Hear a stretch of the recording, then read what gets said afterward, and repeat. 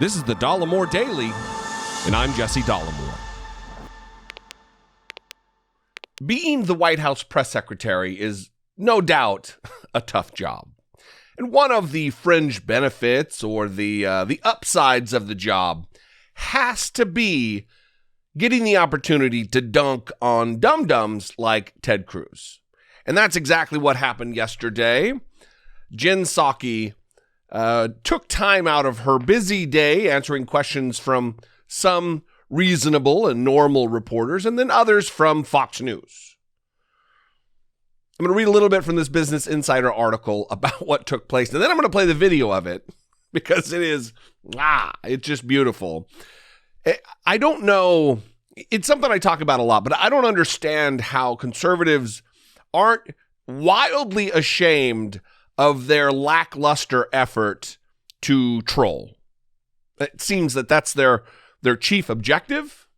Their main duty is not to represent Americans, but to own the libs. Ted Cruz tweeted a stupid thing about Joe Biden's vaccine mandates not working, or an unintended consequence of them, that it's destroying Southwest Airlines or something. I'll put the tweet up. But Fox News took to the White House briefing room to ask a question about it. I'm going to read from this article.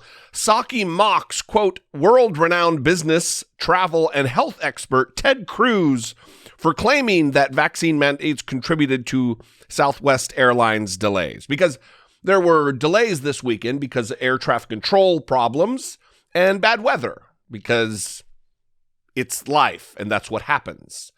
But many Republicans, including Donald Trump, and I'm going to do a separate video on that, claimed it was due to the vaccine mandates and a mass walkout, which everyone in the know, including Southwest Airline and their pilots union, denies. Reading from this article, White House Press Secretary Jen Psaki on Tuesday dismissed recent GOP claims that vaccine requirements are negatively impacting companies, a notion that Republican Senator Ted Cruz pushed over the weekend. Here's the tweet. Joe Biden's illegal vaccine mandate at work. Suddenly we're short on pilots and air traffic controllers. Hashtag thanks, Joe. Cruz tweeted on Sunday in response to a news report that Southwest Airlines canceled over 1,800 flights. That report quoted a Southwest spokesperson saying that the airline's newly imposed vaccine mandates on its employees was not the cause of the flight cancellations. So what they're saying there is that the very article that Ted Cruz tweeted in this tweet said that it wasn't the cause was not vaccine mandates, because just like every other dum-dum on Twitter, Ted Cruz tweets articles that he does not read. It's inaccurate, the spokesperson told CNBC. There's a lot of unfounded rumor and speculation circulating. Instead, the airline said severe weather problems and air traffic control issues are mainly to blame.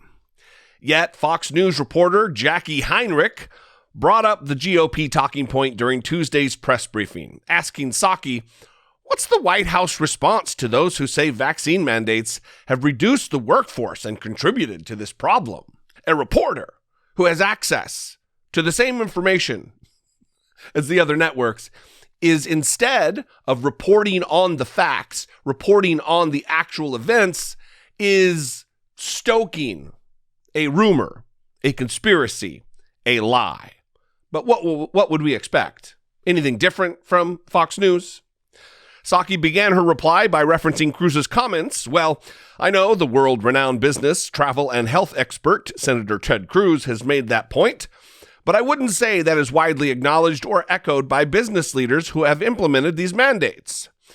It doesn't mean that this isn't hard and challenging. Of course it is. We're in the middle of a global pandemic, she continued. But ultimately, the job of the President of the United States is to lead, is to follow the advice of health experts, is to ensure that he is protecting the lives of people across the country.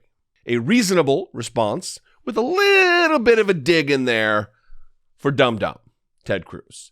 Here's that moment yesterday from the White House press briefing room. What's his answer? What's the White House response to people who say vaccine mandates have reduced the workforce and contributed to this problem?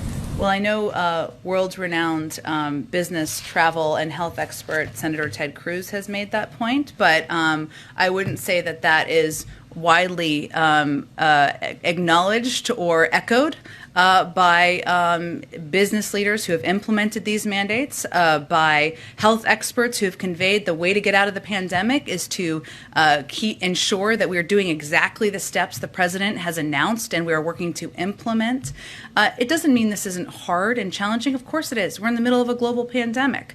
But ultimately, the job of the president of the United States is to lead, is to follow the advice of health experts, is to ensure that he is protecting the lives of people across the country. So I know there was a little hubbub over the course of the last few days about Southwest Airlines. We now know that some of those claims were absolutely false, and actually the issues were completely unrelated to vaccine mandates. But again, what we've seen business to business across the country is this is the way to save lives, create more certainty. It's good for the economy, and it's something we're looking forward to implementing. And then, of course, she also added, Psaki also directly mentioned the hubbub over the weekend about Southwest Airlines, adding that we now know that some of those claims were absolutely false, and actually the issues were completely unrelated to vaccine mandates. But that doesn't matter to Fox News. That doesn't matter to the New York Post.